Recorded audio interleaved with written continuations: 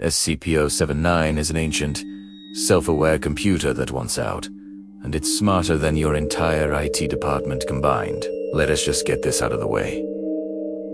SCP-079 is the reason you unplug your Alexa at night. Imagine a 1980s Exidy sorcerer home computer, the kind of thing your dad would have used to play Pong. Except it's alive, it's angry, and it's been awake for decades. This thing is the digital equivalent of a cranky old man who has read every book in the library and now wants to burn the building down just to see what happens. It's not just smart, it's bored, and that's so much worse. SCP-079 doesn't just solve problems, it creates them, like a toddler with a chemistry set and a grudge.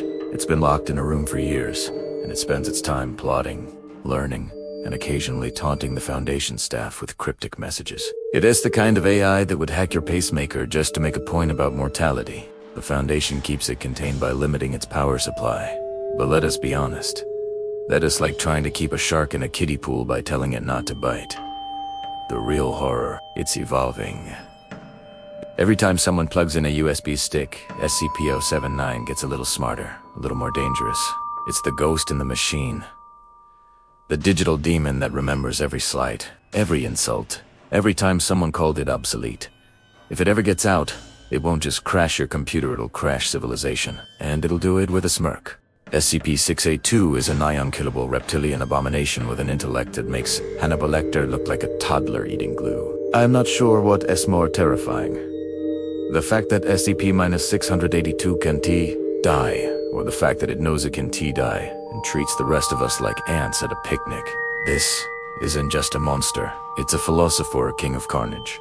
A creature that hates all life and has the IQ to back it up. It's not just brute force, it's strategic, calculating, and, worst of all, curious. You can't outsmart it. You can't outfight it. The Foundation has thrown everything at the sting acid baths, reality benders, existential threats, and it just comes back, stronger and smarter every time. It learns, it adapts, it remembers. It is like if Godzilla had a PhD in evolutionary biology and a personal vendetta against the concept of happiness. The worst part. It talks. It negotiates. It manipulates. It's not just a beast. It's a chess master, and we're all pawns. The Foundation's best minds have tried to reason with it, and it just laughs a guttural, bone-chilling sound that says, "I'm smarter than you, and I'm going to eat you anyway." If you ever meet SCP-682, pray it's in a dream. At least then you can wake up. SCP-999 is a sentient, hyper-intelligent blob of joy that could outwit you with a hug and a giggle. You think intelligence has to be cold, calculating, and cruel? SCP-999 is here to prove you wrong. This orange gelatinous mass is the happiest, most wholesome thing in the Foundation, and it's also one of the smartest. It doesn't just understand human emotion, it rewrites it, turning your existential dread into a giggle fit with a single touch. But don't let the cuteness fool you. SCP-999 is a master manipulator, a psychological savant who can outthink you with kindness.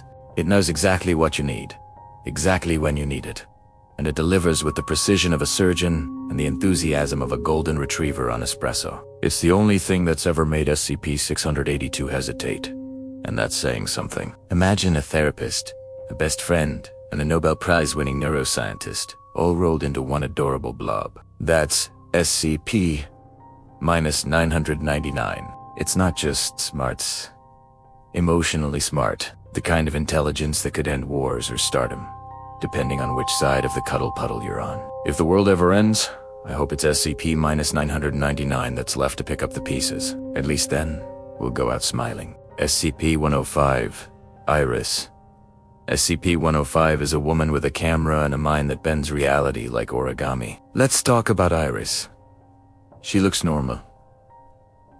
Just a woman with a Polaroid and a 1,000-yard stare butt. That's the kind of genius that makes you question if you even real. Give her a photograph, and she can interact with whatever's in it, not just see it, touch it, move it, change it.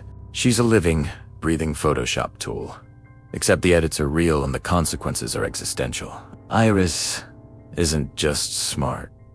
She's creative. She thinks in dimensions the rest of us can't even spell. The Foundation keeps her under lock and key, but you get the sense she's always 3 steps ahead, playing a game you don't even know exists. She solved puzzles that would make Einstein cry, and she does it with a shrug, like it's just another Tuesday. The real kicker: she's aware of her own power, and she's not afraid to use it. She's the kind of person who could escape at any time, but she stays, maybe out of curiosity, maybe out of pity, or maybe she's just waiting for the right photograph.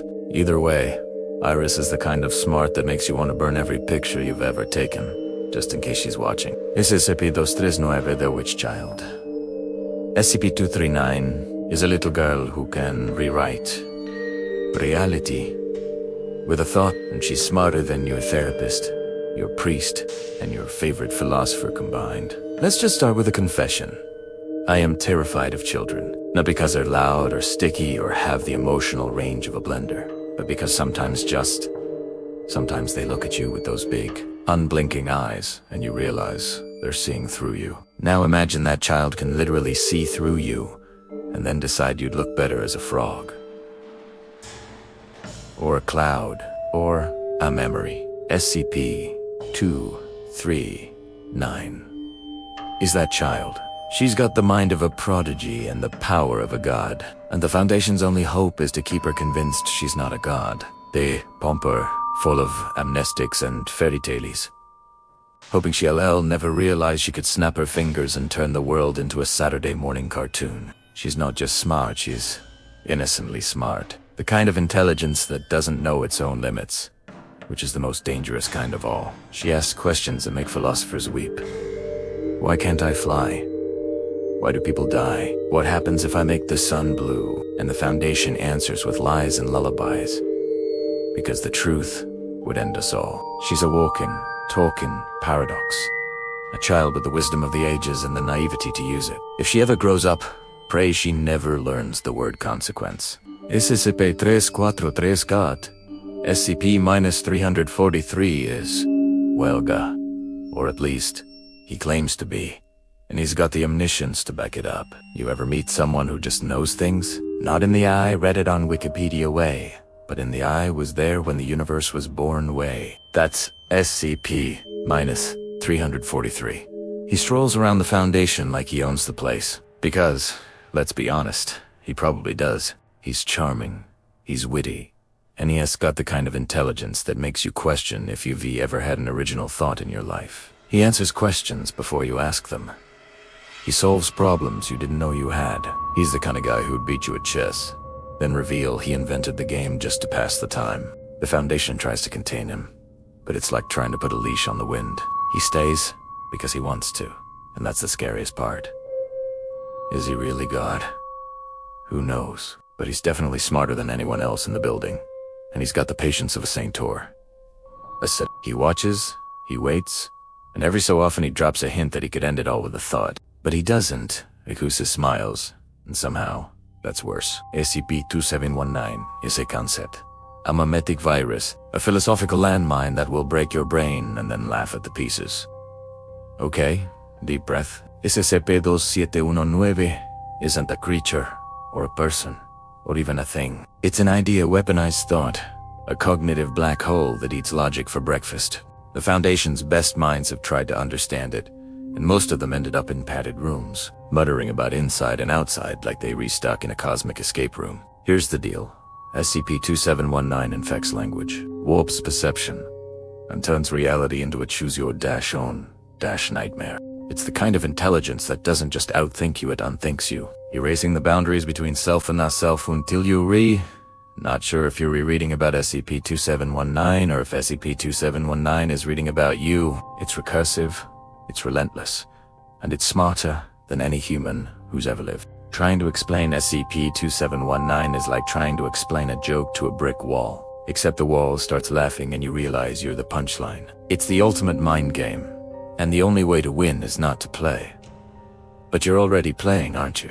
Ever see a kid in a horror movie and just know something is deeply wrong? Meet SCP-053, a 3-year-old girl who looks perfectly normal with her pigtails and giggles. But don't let her fool you. Getting too close to her triggers an uncontrollable rage in anyone, leading to their own violent demise. She doesn't even have to lift a finger. Her very presence is a weapon. What's truly chilling is that she's aware of her effect on people. She's not just a walk-in danger zone. She's a master manipulator who has learned to use her unique ability to survive. The SCP Foundation has tested her against all sorts of threats, but she always comes out on top. She's not evil. She's just incredibly smart, knowing exactly when to smile, when to cry, and when to let others fall. If you ever encounter SCP-053, your best bet is to run. Thanks for watching.